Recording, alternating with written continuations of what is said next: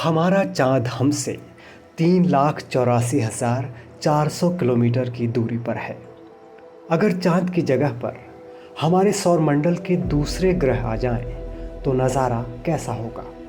वो गज़ब का सीन हम आपको इस वीडियो में दिखाने जा रहे हैं। चाँद की परिधि यानी गोलाई करीब 10,917 किलोमीटर है, इसलिए हमें ये धरती से इतना बड़ा दिखाई दे रहा है। अगर चाँद की जगह पर बुध ग्रह आ जाए, यानी धरती से करीब 3,84,400 किलोमीटर की दूरी पर बुध यानी मर्क्यूरी ग्रह आ जाए, तो नज़ारा कुछ इस तरह दिखाई देगा।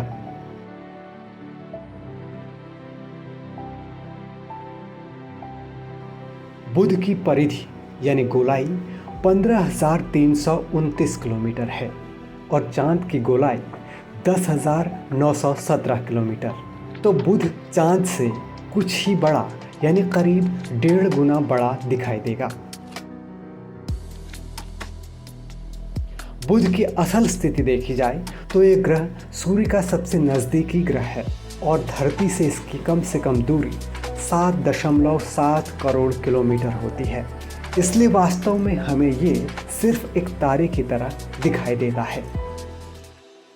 अगर चाँद की जगह शुक्र यानी वीनस ग्रह आ जाए, धरती से 3,84,400 किलोमीटर की दूरी पर शुक्र आ जाए, तो ये नज़ारा कुछ ऐसा होगा।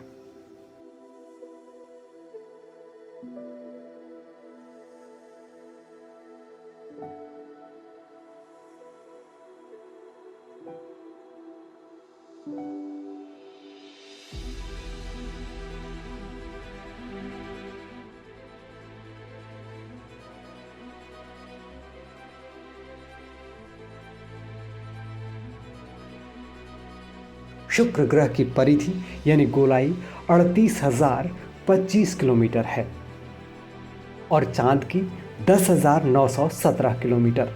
तो ये चाँद से करीब 3.5 गुना बड़ा दिखाई देगा। शुक्र ग्रह गोलाई में धरती से थोड़ा ही छोटा है। लगभग इसका आकार आप धरती के बराबर ही समझ सकते हैं, क्योंकि शुक्र की गोलाई 38,025 किलोमीटर है और धरती की 40,075 किलोमीटर। वैसे धरती से शुक्र की दूरी कम से कम 6 करोड़ किलोमीटर है। शुक्र सबसे तेज चमकने वाला ग्रह है। ये सुबह सुबह आपको सूर्य की तरफ तेज चमकते हुए तारे की तरह दिखाई देगा। अगर चाँद की जगह पर हमारी पृथ्वी होती तो कैसी दिखती? 3,84,400 किलोमीटर की दूरी पर पृथ्वी का नज़ारा कुछ ऐसा होता।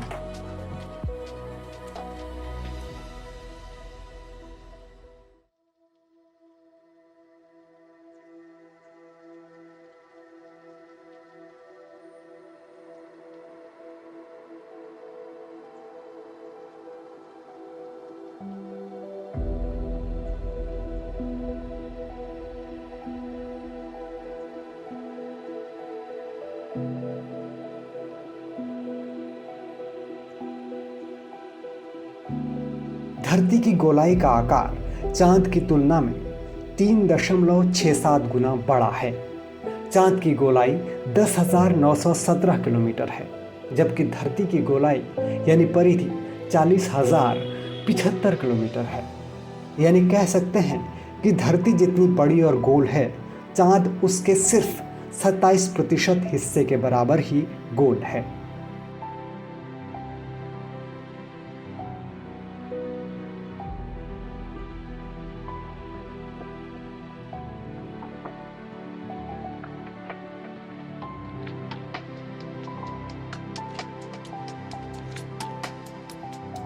अगर चाँद की जगह पर मंगल ग्रह यानी मार्स आ जाए, धरती से 3,84,400 किलोमीटर की दूरी पर मंगल ग्रह आ जाए, तो नज़ारा ऐसा होगा।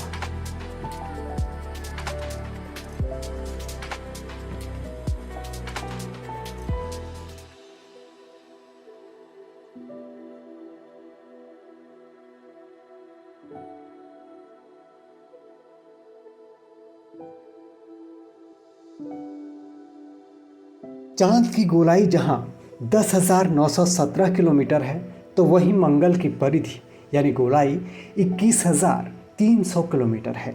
तो ये चांद से लगभग 2 गुना बड़ा दिखाई देगा। धरती से मंगल की वास्तविक दूरी कम से कम 5.5 करोड़ किलोमीटर है। गोलाई के आकार में मंगल धरती से लगभग आधा होगा।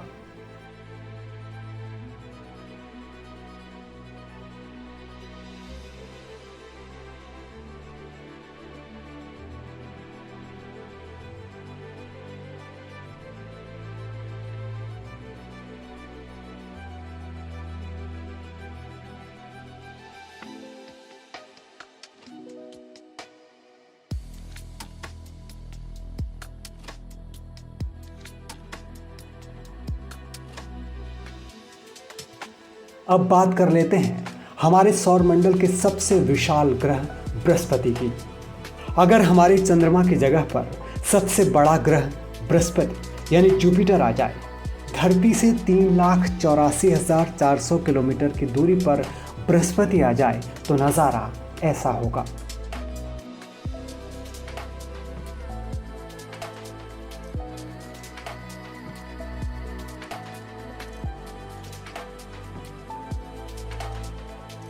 चांद की गोलाई 10,917 किलोमीटर है, जबकि बृहस्पति की परिधि यानी गोलाई 4,39,264 किलोमीटर है। यानी ये चांद से 40 गुना बड़ा दिखाई देगा। सोचिए, करीब 4 लाख किलोमीटर दूर होने के बाद भी जुपिटर इतना विशाल नजर आ रहा है। ये सीन देखकर आप अंदाज़ा लगा सकते हैं कि बृहस्पति कितना भयानक और विशाल ग्रह है। वैसे धरती से बृहस्पति की दूरी कम से कम 59 करोड़ किलोमीटर होती है। वास्तव में ये एक चमकते हुए तारे की तरह दिखता है।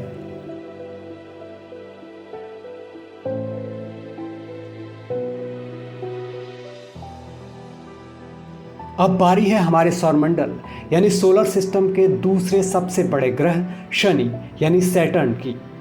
अगर हमारे चंद्रमा की जगह पर शनि आ जाए, धरती से 3,84,400 किलोमीटर की दूरी पर शनि आ जाए तो नज़ारा ऐसा होगा।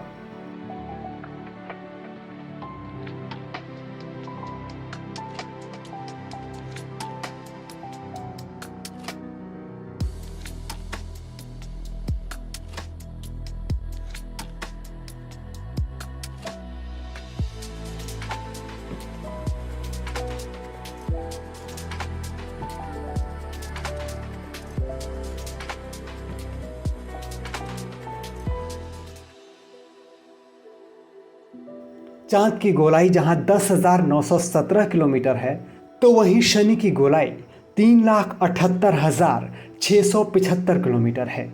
यानी ये गोलाई में चांद से लगभग 35 गुना बड़ा दिखाई देगा। शनि का हमारे चांद की जगह पर आने का यह सीन भी हैरान कर देने वाला है।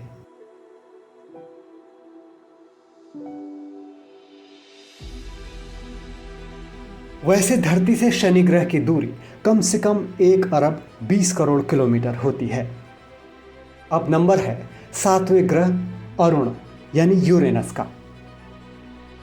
अगर चंद्रमा की जगह पर अरुण ग्रह आ जाए, धरती से 3,84,400 किलोमीटर की दूरी पर यूरेनस आ जाए तो नज़ारा ऐसा होगा।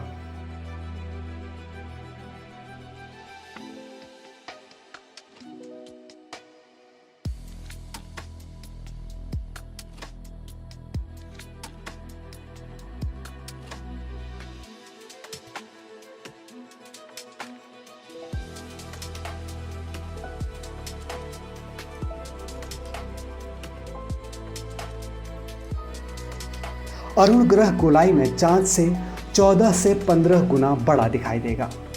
चांद की गोलाई जहां 10,917 किलोमीटर है तो वहीं यूरेनस की परिधि यानी गोलाई 1,60,514 किलोमीटर है।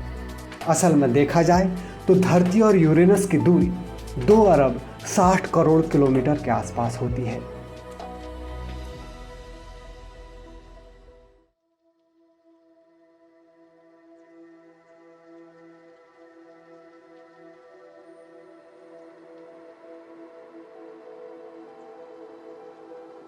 अब बात करते हैं हमारे सौरमंडल के 8वें और आखिरी ग्रह वरुण यानी नेपच्यून की।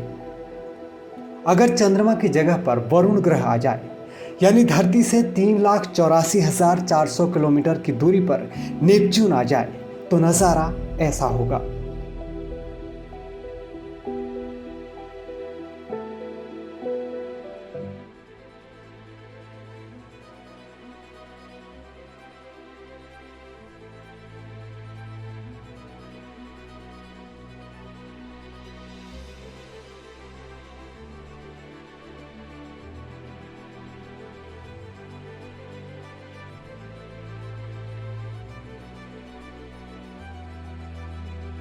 वरुण ग्रह गोलाई में चांद से करीब 14 गुना बड़ा दिखाई देगा।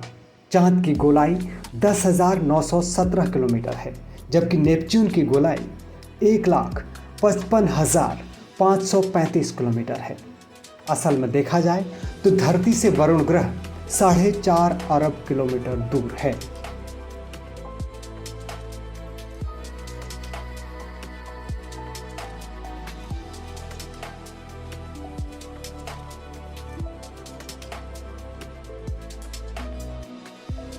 इस वीडियो में ये सिर्फ एक कल्पना की गई है, वास्तव में ऐसा संभव नहीं है, क्योंकि इतने बड़े ग्रह अगर पृथ्वी के इतने नज़दीक आ जाएं, तो उथल पुथल और भारी तबाही के अलावा और कुछ नहीं होगा।